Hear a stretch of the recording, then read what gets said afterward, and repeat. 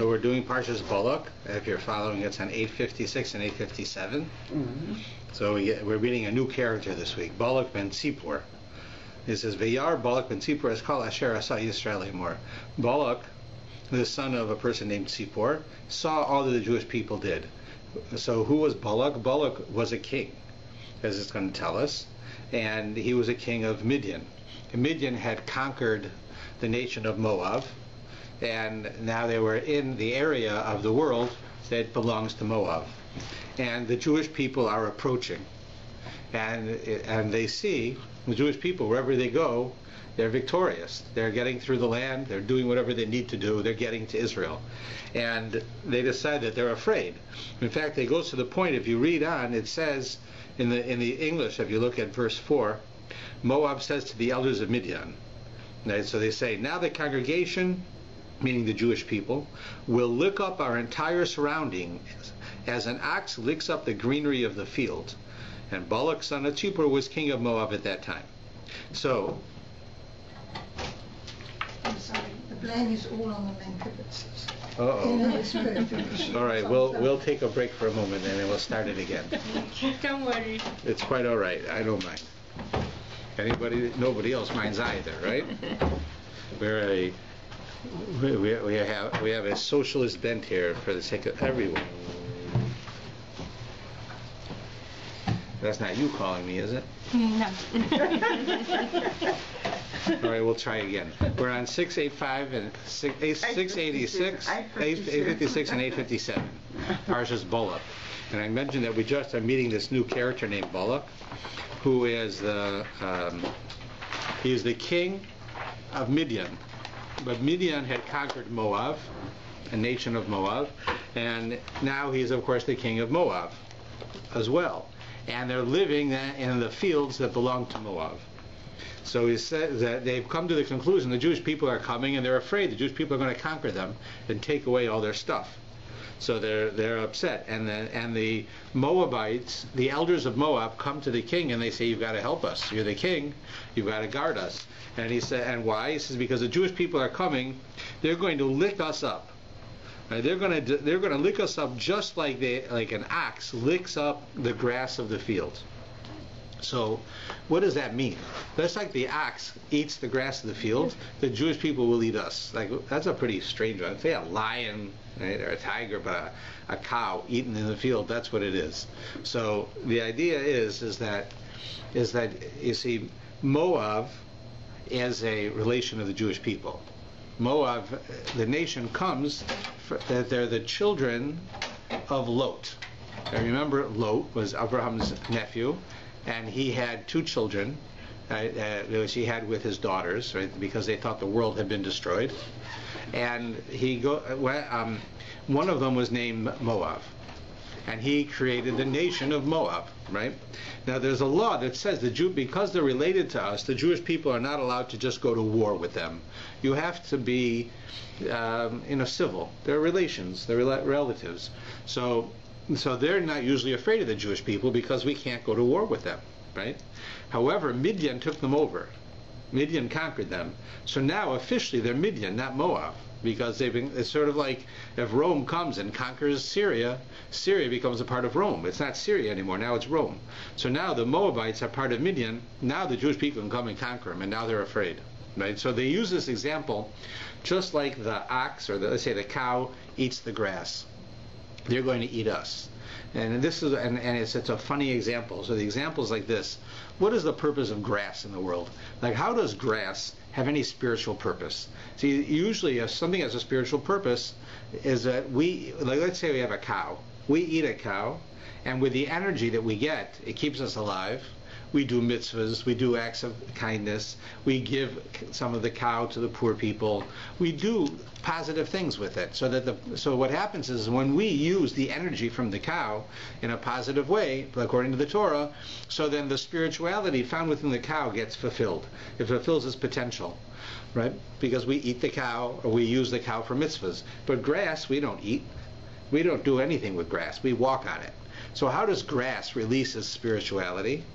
So grass does, because when the cow eats it, and then we eat the cow, so then the grass, the spirituality of the grass gets elevated because the grass was eaten by the cow, which was eaten by us. It's inadvertent, right? It's not direct. So too, that's what they were saying to the Midianites. They were saying the Jewish people directly can't attack us. They can't fight us. We're Moabites. We have a law. Their God gave them a law that they're not allowed to go to war with us. But now we've been conquered by you, and they can go to war with you, then inadvertently they're going to go to war with us. Just like the grass becomes spiritual inadvertently through the cow, so too the Jewish people are going to destroy us inadvertently through destroying you. So you better do something about it, right? And that's why it says the next line, and Balak was the king of Moab at that time. So he decides, I got to do something. So he says what he's going to do is he's going to send a message to Bilam. Bilam is is a prophet. Now, what does that mean? Bilam is a prophet who is a negative prophet. He's a prophet for hire. He'll basically do whatever is needed to make money. So most of the time it says that he sits around, and he was a money changer, and he was doing business with people, and he was using his prophetic vision to see the financial markets.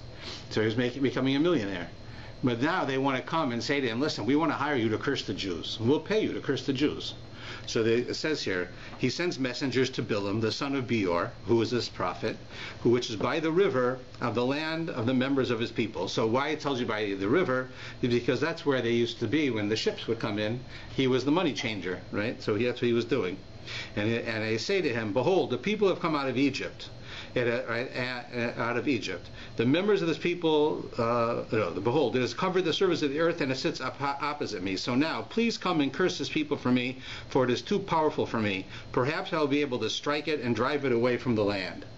Right? For I know that whomever you bless is blessed, and whomever you curse is cursed. So here, the king sends messengers to this Bilam and says, we want you to come and curse the Jews.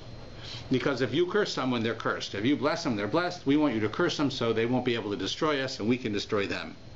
So he sends them. So the elders of Moab and the elders of Midian went with charms in their hand, and they came to Bilam, and he said to them, so they told him what he just said, what I told you, and he says to them, spend the night here, and I'll give you a response, as Hashem shall speak to me. So he goes and he says, I don't know if I can do this, because I'm a prophet.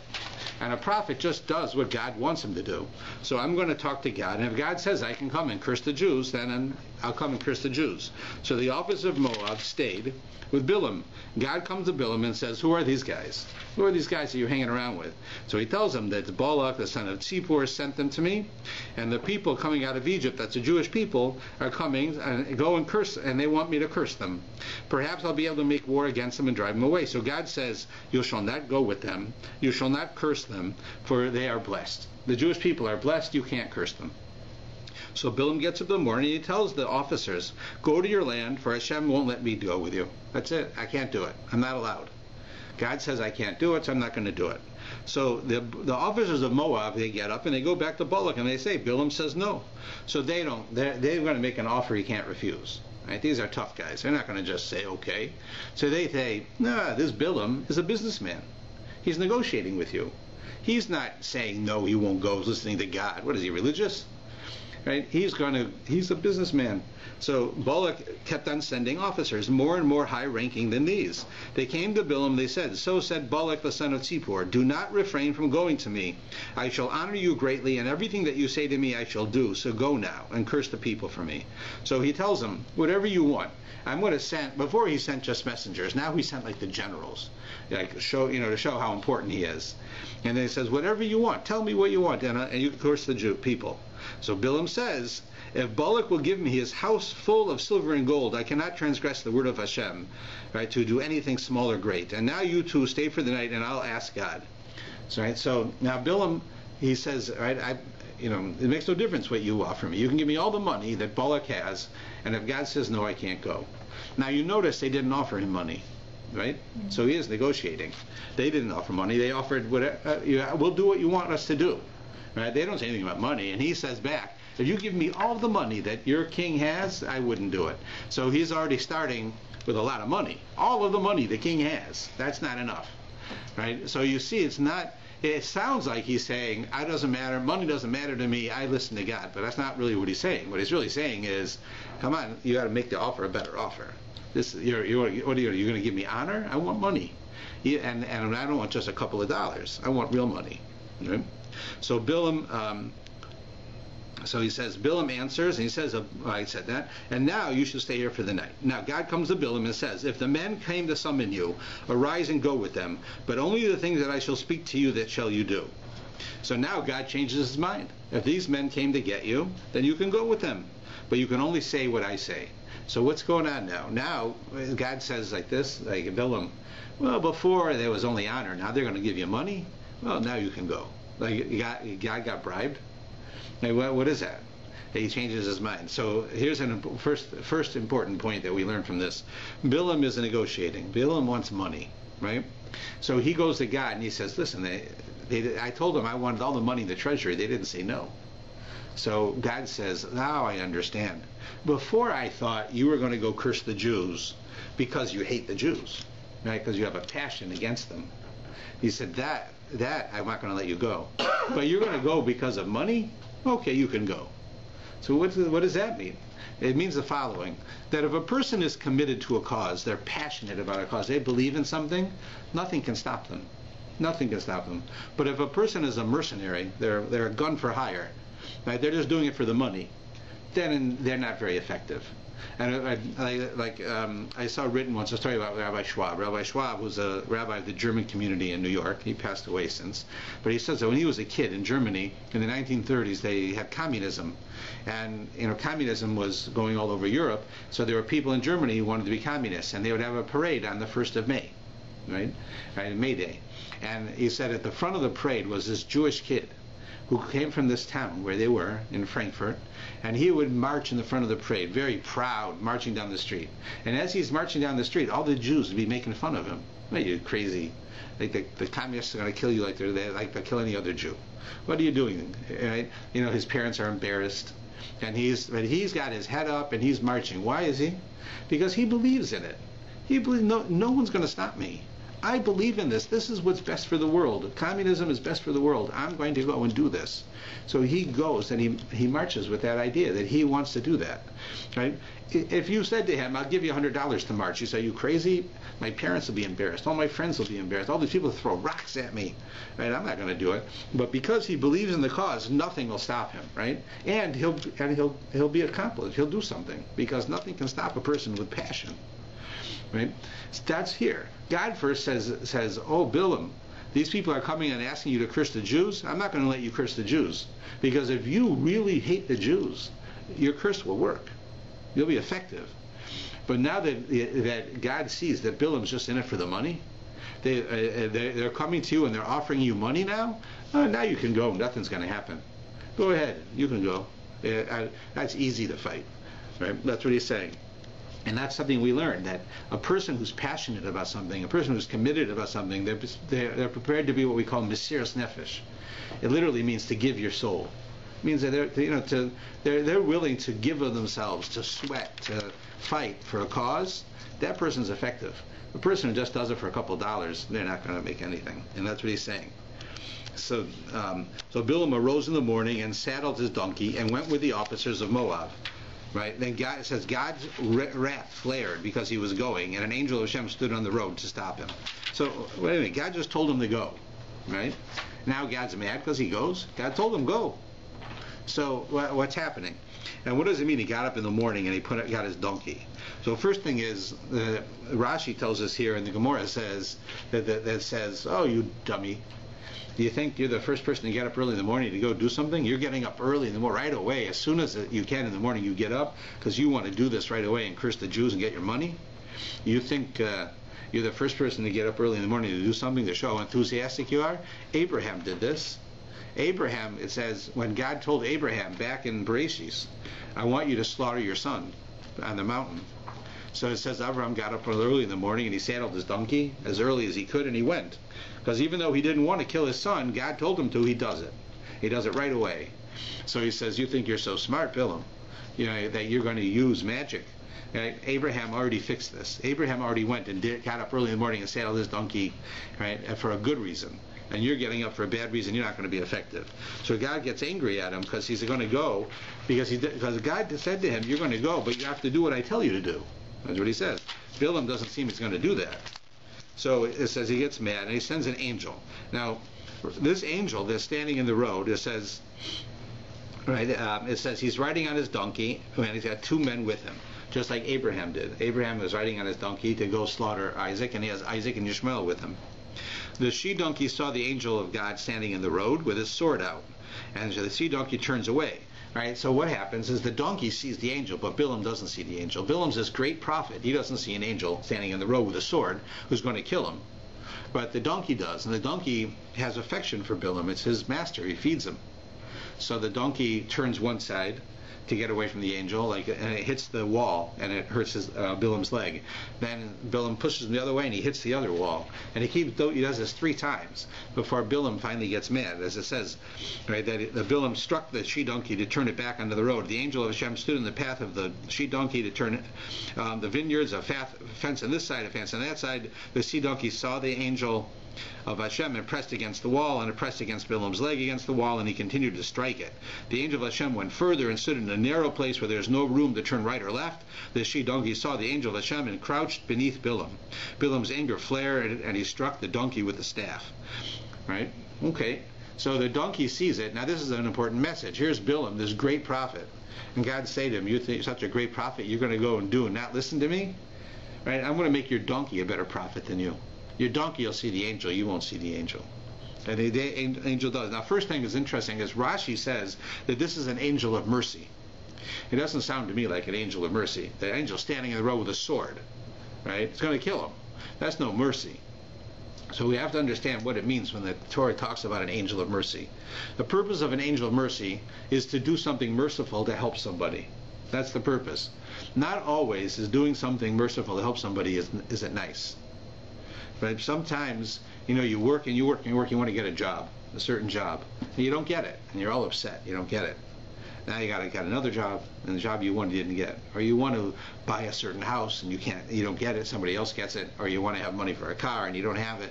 There's something you really want, and you try, and you try, and you try, and you don't get it, and you get very upset. And then, right, the fact is that as you think, like, why is God doing this to me? The fact is, there's a good reason that this is happening. And that's what we see here. For instance, they tell the story about Rabbi Yaakov Kamenetsky. He was a great rabbi. He was a rabbi in Toronto for a while back in the 1930s. He tried to be a rabbi in a city in Europe, right? And he was a great scholar. And he lost. Somebody else won the position. Because of it, he left Europe. He came to America, and came to North America. He became a rabbi in Toronto, he became a rabbi in Seattle, and he ended up in New York, becoming one of the most famous, respected rabbis in the world. What happened to the rabbi that got the job where he was? Him and the entire city were killed by the Nazis. And he got out, right? So I'm sure the day he didn't get that job, he was disappointed. He wanted that job. And he ended up coming to America, becoming a founder and a leader of American Jewry, because it was just starting then, right? And he made a world of difference. He wouldn't have made that in Europe probably, and in the end he would have been killed by the Nazis. So it's just that. So you see that the angel who made it, that he didn't get that job, looked like a mean angel, not like a merciful angel, but he was a merciful angel because he made it that he lived, and he was able to become who he became. Because sometimes we don't know the big picture, but God knows the big picture, and the angel simply does the will of God. So that's what it's doing here. So now, what happens is that after Balaam keeps hitting the donkey, finally Hashem opens the mouth of the donkey, and the donkey says, "What have I done to you that you hit me these 3 times?" Right. So the first thing is a miracle happens. The donkey talks. Right. Right. And Balaam says to the donkey, "Because you mocked me. If only there was a sword in my hand, I would kill you." And the donkey says to Balaam, "Am I not your she-donkey that you have ridden all your life until this day? Have I not accustomed to do such a thing to you? Like, I'm your donkey. I do whatever you want me to do. Why are you doing this to me? Do I go around hurting you all the time? If I hurt you, there was a reason." So he says, "No, you don't." Then Hashem uncovers Balaam's eyes. He saw the angel of Hashem standing on the road with his sword. He bows his head and prostrates himself on the ground. So he finally realizes the donkey was helping him. The angel of Hashem says to him, "For what reason do you strike your donkey these 3 times? Behold, I came out to impede you, for you hastened on the road to oppose me. The donkey saw me and turned away these 3 times. Had I not turned away from me, I would have killed you." But Bilam says, "I have sinned, for I did not know that you were standing opposite me on the road, and now if it is evil in your eyes, I shall return." The angel says, "No, you can go, but only the words I shall speak to you shall you speak." So Bilam went, right? Which is the same thing God tells him, because the angel is simply the word of God. So there are a number of problems here.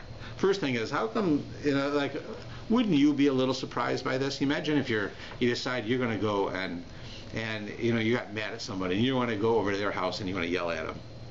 So you get in your car and you're driving your car over to the house, and on your way there the car stops. And then you start it again, and it goes for a while, and then it stops. You start it again, it goes a bit further, and it stops. You try to start it again, and it says to you, "Hey, I'm trying to send you a message here. Don't go and yell at that person." So what would you do? I would freak out. I'd say, "You know what? I'm going to go home. I'm not going to go yell at that person." Right? If my car is going to do that, right? God's sending me a message. But Bilam doesn't think anything of it. It's perfectly normal that his donkey should talk to him. But it's not normal. It never happened before that his donkey talked to him. But yet you see that he's still prepared to do what he was going to do. And the reason is because of a famous line.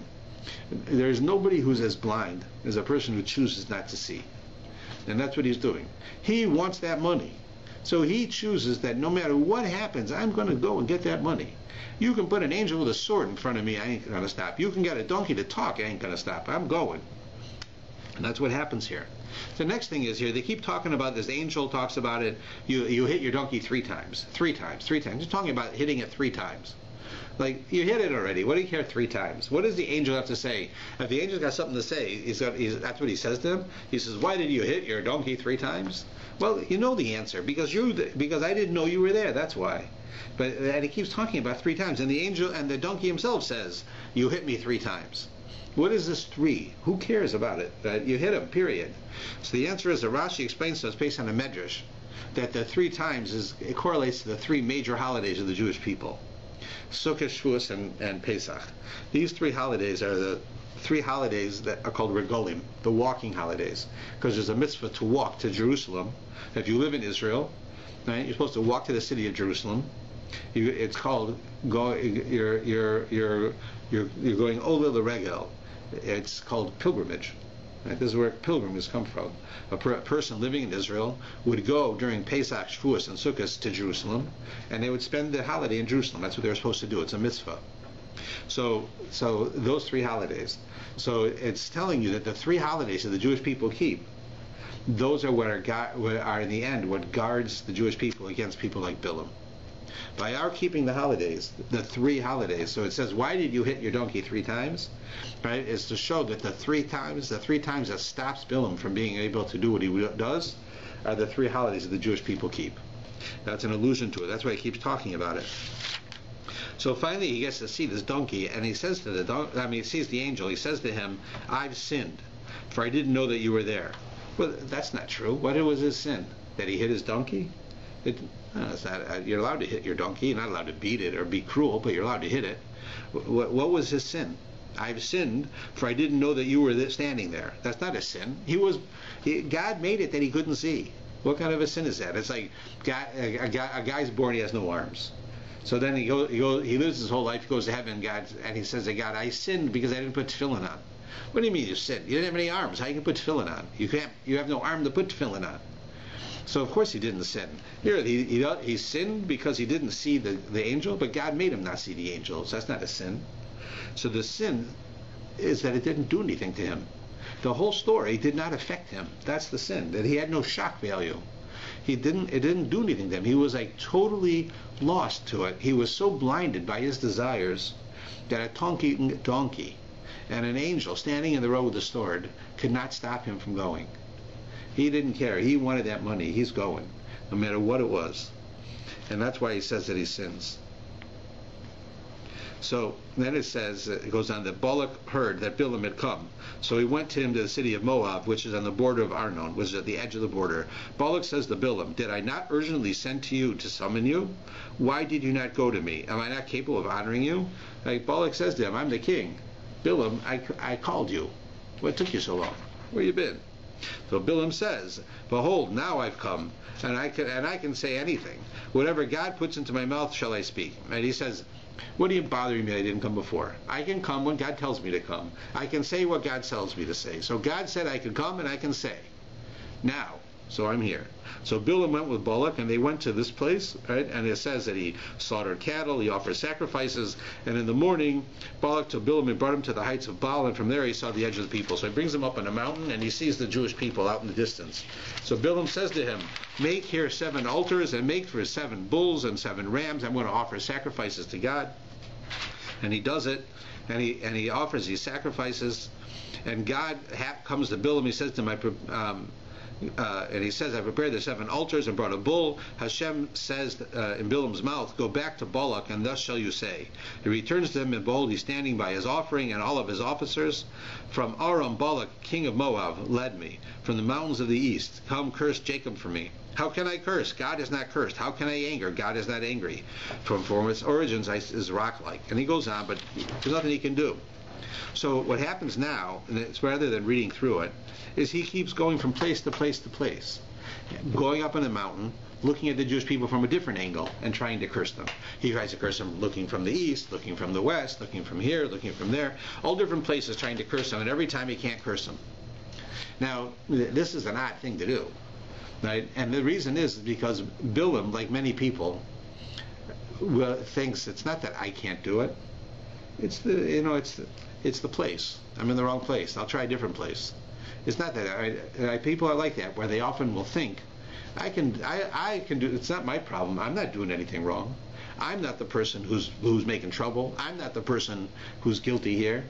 It's the place. It's not that I can't learn Torah. I'm too busy. Not that I can't get tzedakah. I'm just upset today. We come up with all types of silly reasons. Right? You know why I can't curse the Jews? Because I'm not in the right spot. Bring me over there. That's the right spot. Bring me over there. That's the right spot.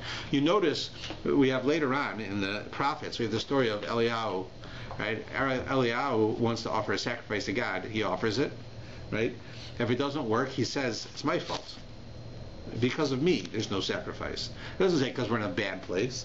Bilam, I can't be wrong. Bilam is right. Bilam's always able to do what he wants to do. But, Bilam. But I can't do because you put me in a bad place. Bring me to a different place. And that's what happens here. Finally, he gets up and he says, right, that he blesses the Jewish people. He can't curse them. He says there's no cursing the Jewish people on 868, 867 and 869. It says, so he can't do it so far. Finally, then, at the bottom of 869, Bilam saw that it was good in Hashem's eyes to bless Israel, so he did not go as every other time towards divinations, but he set his face towards the wilderness. Bilam raised his eyes and saw Israel dwelling according to its tribes, and the Spirit of God was upon him. He comes and he says, and this is a famous statement that we say in our prayers, what Bilam says. He says, he says, the words of Bilam son of Pur, the words of man with the open eye, the words of the one who hears the sayings of God, who sees the vision of God while fallen. How goodly are your tents, O Jacob. Ma tovu olecha Yaakov. Right? How good are your tents, your dwelling places. And he goes on. So here he doesn't curse God, the Jewish people. He blesses them. And so it says in verse 10, Balak gets angry at Bilam. And he says, what's going on with you? Balak says to Bilam, to curse my enemies I called you, and behold, you have continually blessed them these 3 times. Now flee to your place. Now again, it's the 3 times, because he can't curse them because of the three holidays. He has to bless them 3 times. Now flee to your place. I said I would honor you, but behold, Hashem has withheld you from honor. I said I would honor you and give you money. I'm not giving you nothing. You didn't do your job. Get out of here. So Bilam says to Balak, did I not speak to your emissaries whom you sent to me, saying, if Balak were to give me his house of silver and gold, I can't transgress the word of Hashem to do good or bad? What Hashem says, I shall do. And now I go to my people. Come, I advise you what this people will do to your people at the end of days. So now he says, you got to pay me anyways. I didn't tell you that I would be successful. I told you, you have to give me all your money.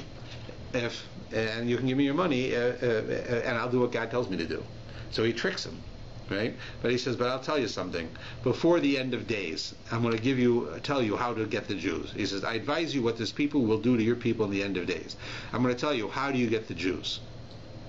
And he tell him. And what he tells him, we see beginning at 875. It begins in chapter 25. It says, Israel settled in the Shittim, and behold, people began to commit harlotry with the daughters of Moab. This is what Bilam says. Bilam tells Balak, the king, you want to get the Jewish people? This is how you do it. The Jewish God hates immorality. He hates when people act in an immoral way, especially with intimacy, with sexuality. He says, what you do is, you conquered Moab. Now Moab, I told you before, Moab himself was a son of Lot. But how did Lot have that son? He had that son with his daughter. He had incest with his daughter because they thought there were no other people in the world, that everyone had gone. So they had incest. But the daughter was very brazen, because after they realized that they were children and that there were still people in the world, and she has a baby, she calls him Moab, which means from my father. The whole world should know I had relations with my father. She is not embarrassed. She says it, right? And it's a known fact that the people of Moab were very sexually active. They were free. They had no rules about intimacy. They would have relations with everybody. And they were known for this. That was the type of people they were. Right? In fact, that's why you have all the trouble in Ruth. The book of Ruth. Ruth is a Moabite. So that's why at first the Jews are very skeptical about her, because the Moabite women were, they slept around. So she wasn't like that. She was different. She was special. That's why she became the mother of the Mashiach. But they thought that she was like that because of it. So Balak is told by Bilam, go and get the Moabites who you conquered. Get the women. They like fooling around. And you're going to get them to trick the Jewish men to having relations with them. And then their God will get mad at them. And then you can attack them. That's when you can do it. But when their God's mad at them, I can curse them. You can attack them, and they won't be able to get you. So Balak devised a plan. Now what he did is, he waited till the Jewish people came, and they're living now. The Jewish people are living right there, right with them, in the same area, because they arrived. And they're doing business. And so, a Jewish family needs something to eat. They go to this town. It's a Moabite town, and they have to buy stuff. They have to buy bread, or they have to buy, flour or water, whatever. So they're going to buy it. So what Balak did is he set up that they should have like this area, like a shopping mall, right? Like an old shopping area, like you see them in the movies. And you had all the old women to stand at a booth, and they'll sell things. So the man will come. There'll be an older woman there. She won't be attractive to him. She's old. Right? And so he'll want to negotiate. That's how, in the Middle East, you don't just pay the price, you negotiate, right? So you come over, how about this flour? I'd like some of this flour to bring home to my family. Well, it's, $5 a pound. So I'll give you $2. Oh, maybe $3. She says, it's hot outside. Let's go inside and we'll negotiate. So the guy goes inside with the old lady, and the old lady disappears. And a beautiful young girl comes out, and she throws herself at him. And there's nobody around to see. They're inside the tent. So the men sometimes took advantage, and they had relations. Right? And then it started being known that this was happening, and more guys were coming. Oh, if I want to have relations, I'm just going to go there and do that. So all the guys are going, right, and cheating on their wives. And they're having relations with these. They're being seduced by the Moabites. The Moabites at first, right, the men stood up to them and said, no, we're not going to do it. But they seduced them. So they did. So it gets to the point where now so much of this is going on that the people are saying, we don't care that God is upset at this. We're having a great time. So they get one of their leaders, the head of a tribe, decides that, that the old fuddy-duddies like Moshe, they're going to tell us we can't do this. So I'm going to go right into the courthouse. I'm going to have relations with a princess of Moab. I'm a prince of the Jews. I'm going to take a princess of Moab. I'm going to go right into court in front of everybody, right in the middle of the room. I'm going to have relations with her. right? It's a shocking thing. I mean, even today that would be shocking in a courtroom, right? So he does. This is what he does, and it says that Moshe doesn't know what to do. Like, it's so shocking, and Moshe is dumbfounded, right? So it says that a fellow by the name of Pinchas, he knows what to do. The law is, if somebody's going to act this way, they deserve to die. So he takes a spear and he puts the spear through both of them, and he picks them up to show everybody. And because he does this, it makes God not angry anymore, because God started a plague and people started dying, and God stopped the plague when he did this. And next week's parsha talks all about that. But there's a number of issues with this story that we should go over. First thing is, why was it that Moshe didn't know the law?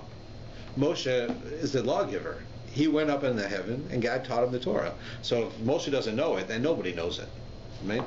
If I'm going to give you a class in the Parsha, I don't know what week it is, then of course you're not going to know. If I don't teach you, then how are you going to know? Moshe is teacher, he doesn't know.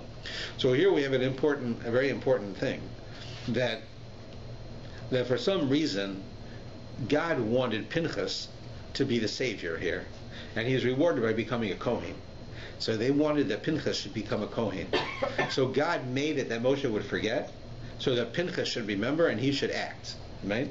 And this also tells us something, that sometimes we think, that something should happen in a certain way, and it should go in a certain way, and God doesn't want it to happen that way. And he will go and make things happen that you don't even realize, so that this will cause this will cause this, and 1,000 things will happen, so that in the end, somebody will forget a law and somebody else will do it. Right? Anyways, God wants this to happen, and you'll say, how could that happen? How can, let's say I want to be the rabbi of a synagogue of 5,000 families. Well, there's no such thing as a synagogue of 5,000 families. But if I was, I could change the world. And God decides he wants me to do it. So, but there's no such thing as a synagogue. I already have a job. There's no such place like that here. How am I going to get a building like that? So suddenly things start happening all over the world, and we don't notice these things. Suddenly it causes that I lose my job, God forbid. And it causes that, let's say the York University goes out of business, and it causes that a bunch of Jews move near York University, and it causes that they take over the campus, and they want to find a rabbi, and I'm the only rabbi without a job, and they hire me, and suddenly I'm the rabbi of a synagogue with 5,000 families. How did it happen? Because 100 different things happened that we didn't know until they all came together, and boom, it happened. That's what God does. If God wants something to happen, he makes Moshe forget the law, he makes Pinchas be in the right place, he makes it.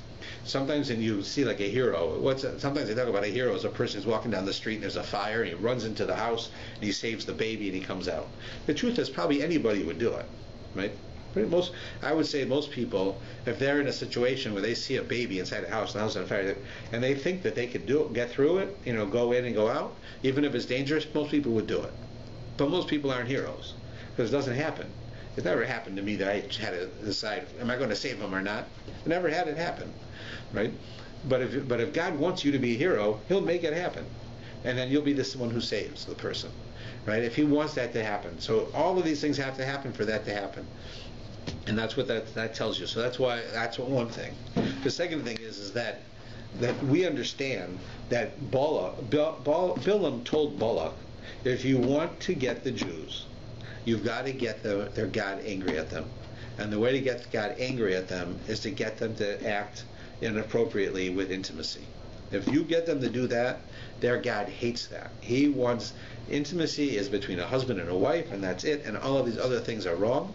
And therefore, if they do that, you've got to stop it. I mean, God will get angry, and then you can use that to your best. So that's exactly what he does, and that's how this whole story happens. And because of it, God sends a plague, and many Jews die until Pinchas comes and saves them. Now, in next week's Parsha, it tells us that God rewards him, and it gives him the covenant of peace. So here you have this guy Pinchas. What does he do? He takes a spear, and he kills 2 people right in court, right? And he runs around the room holding them up in the air to show that he killed them. Now that certainly might be a good thing. He might have stopped the evil, but I wouldn't call that peaceful. That's like taking the general, like General MacArthur in World War II, right? That he was peaceful. He wasn't peaceful. He was a warrior. Maybe the reason that he went to war was to cause peace, but he went to war and he killed people, right? Pinchas went to war. He killed people. Why would you give him a covenant of peace? So it says there that the reason is because peace is an interesting thing here. You know, when you have a doctor, and the doctor just is in medical school, and the first time he has to do surgery, the doctors, they get sick. They see people bleeding, right? They open up somebody, it makes them sick. It's like anybody else. You see somebody in that condition, it bothers you, right? But after 2 or 3 or 4 times, it doesn't bother them anymore, right? So does it mean they became cruel? They don't become cruel. They get used to it, right? They get used to it because they see it and they know they're helping people, so they get used to it, right? It's the same thing with violence. The first time you hear about violence, it's shocking. The second time already, it's not so shocking. By the 4th or 5th time, you don't even read the article in the paper anymore.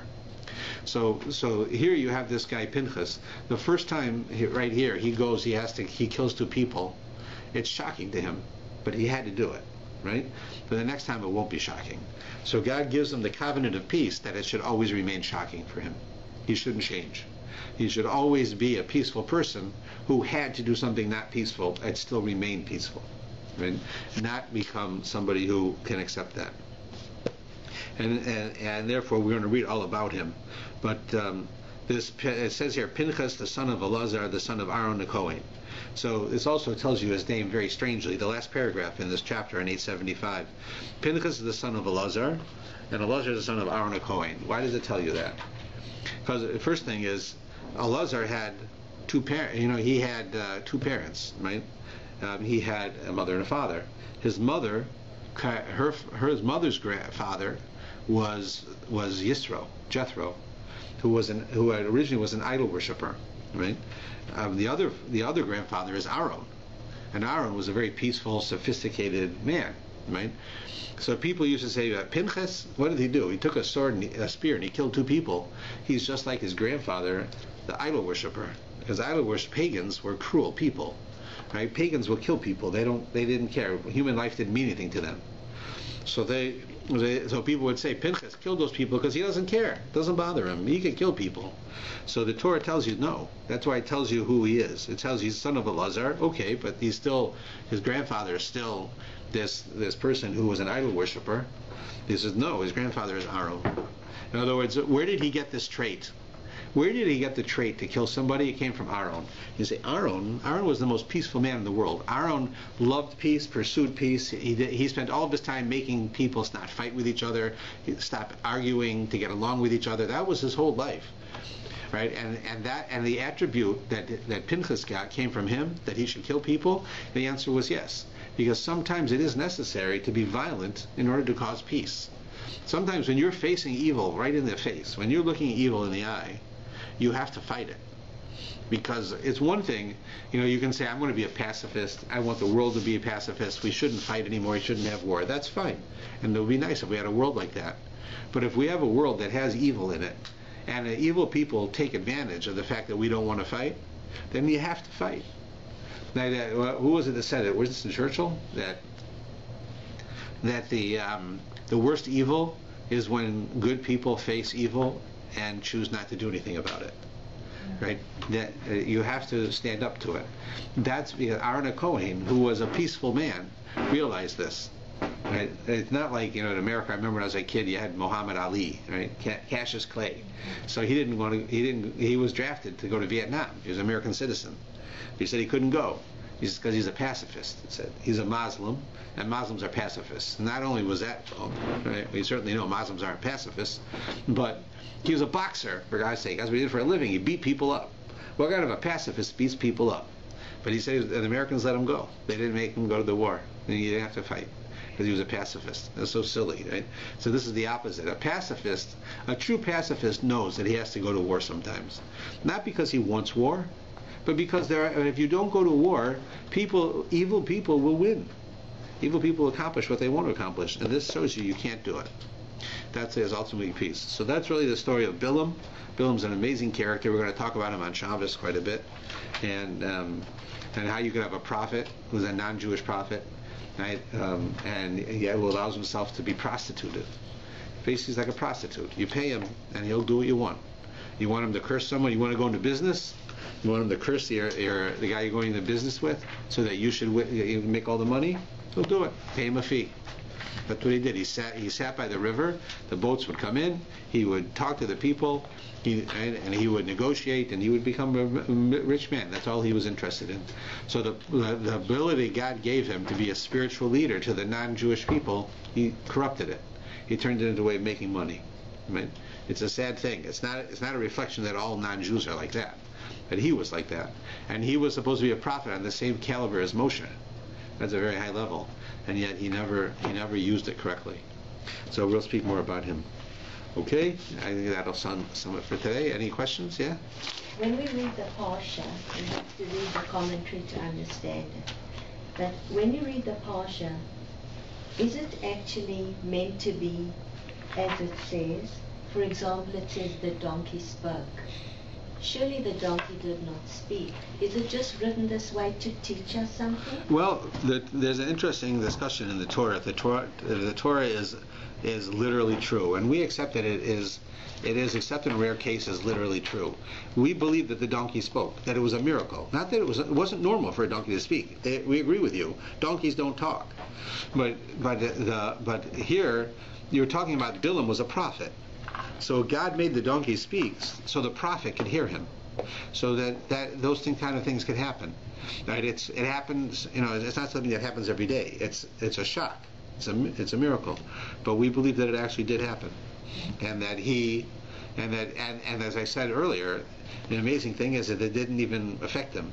It didn't surprise him. It's like I said, if you're driving your car and your car suddenly tells you, don't go over there, you're going to say, like, oh, I'm not going over there. Like, my car says your door is ajar. My car says your seatbelt's not on. But if my car says don't go to Sobeys today, I'm not going to go, right? Because something's fishy. God's making a miracle, and that's what happened there. It actually did happen. And what about the splitting of the sea? This is the same miracle. Right. They're all a miracle. See, we say nature and miracles are different. Right? The difference between nature and a miracle is that nature is a miracle that happens every day. Right? And miracles are times when nature is suspended. So the fact that the sun rises every day is a miracle. Right? We don't think so because it rises every day. But one day, if it doesn't rise, we'll suddenly realize it's a miracle. Right? The fact that we have air to breathe, right, is a miracle. We don't think so because there's so much air. You know there's a lot of air because nobody has come up with a way to charge you for it yet. That's how you know there's a lot. Right? Water, they're charging now. Yeah. Right? It wasn't that long ago when I was a kid. I remember my father telling me once, one day it's going to be so crazy, people are going to sell water. And they started bottling water and selling it. I said myself, my father must be like a prophet. How he knew that. If he was smart enough, he would have made a profit. He would have been the first one. But of course, knowing us, if he did, then we wouldn't have made money. But that's how it works. Okay? So we'll meet next week.